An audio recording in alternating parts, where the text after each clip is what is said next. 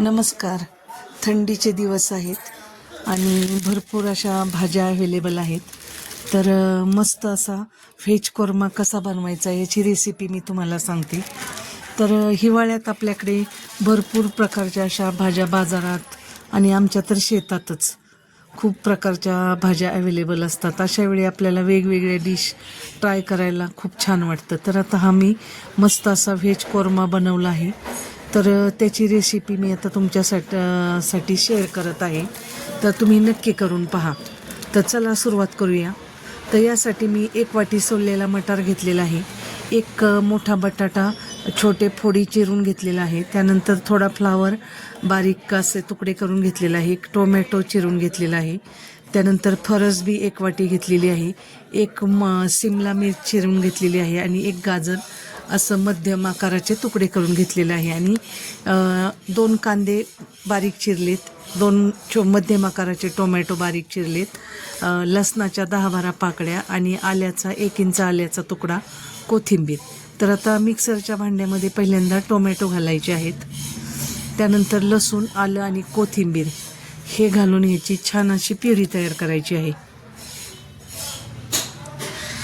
तर आता मिक्सरवर मी आता प्युरी तयार करते. तर त्यात आपण मगज बी घालणार आहोत. तर आता मगज बी घातलेत. तर आता कढईत तेल घातलंय आणि कांदे परतून घेत आहोत. तर कांदा असा गुलाबी रंगावर परतला की त्यात आता ग्रेव्ही घालायची आहे. कांदा छान गुलाबी रंगावर परतला की त्यात आपण ग्रेव्ही घालून घेऊ आता.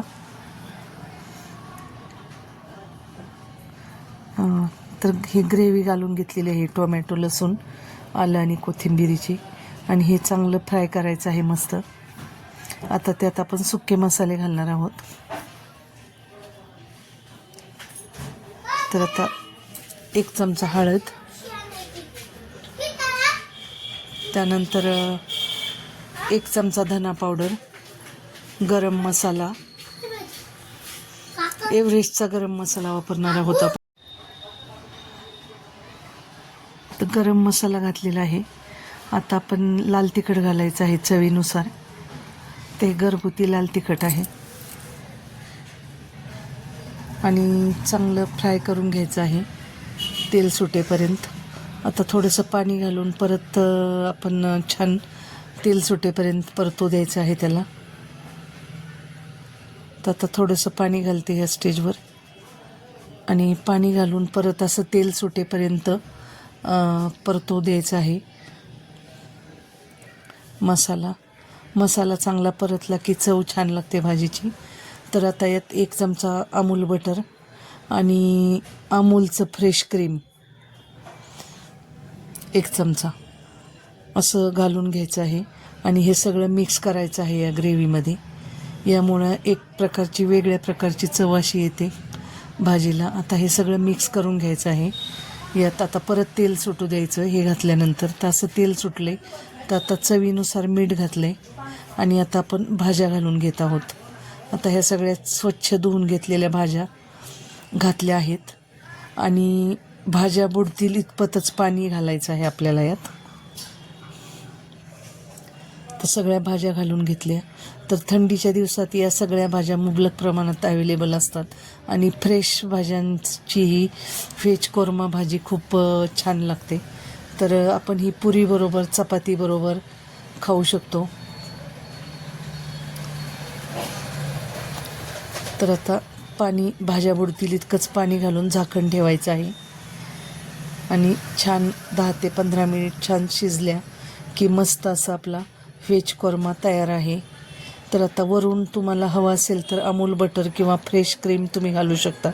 तर माझ्याकडे अमूलचं फ्रेश क्रीम आहे तर ते मी आता वरून थोडंसं घालते. तर आता हे अमूलचं फ्रेश क्रीम घातल्यानंतर खूपच अगदी रेस्टॉरंट स्टाईल चवीची आणि मस्त अशी व्हेज कोरमाची ही आपली रेसिपी तयार आहे. तर ही रेसिपी तुम्हाला कशी वाटली हे नक्की सांगा. आणि आता ह्या थंडीच्या सीझनमध्ये तुम्ही ही रेसिपी नक्की ट्राय करा. आणि परत पुन्हा भेटूया आपल्या नवीन व्लॉगमध्ये. आणि असंच सर्वांचं कॉपरेशन असू द्या. धन्यवाद.